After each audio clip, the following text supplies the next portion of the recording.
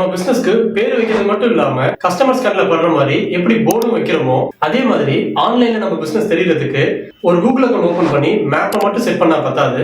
நம்ம பிசினஸ் கூகுள்ல சர்ச் பண்ணும்போது ஃபர்ஸ்ட் பேஜ்ல வர்ற மாதிரி தெரியறதுக்கு அதை ஆப்டிமைஸ் பண்றதும் ரொம்பவே முக்கியங்க. சரி, இதை எப்படி பண்றது, நீங்களா இதை பண்ண முடியுமான்னு கேட்டீங்கன்னா தாராளமா பண்ணணும். அதுக்கு நம்ம வீடியோவை லைக் பண்ணிட்டு நம்ம சேனலையும் சப்ஸ்கிரைப் பண்ணிக்கோங்க.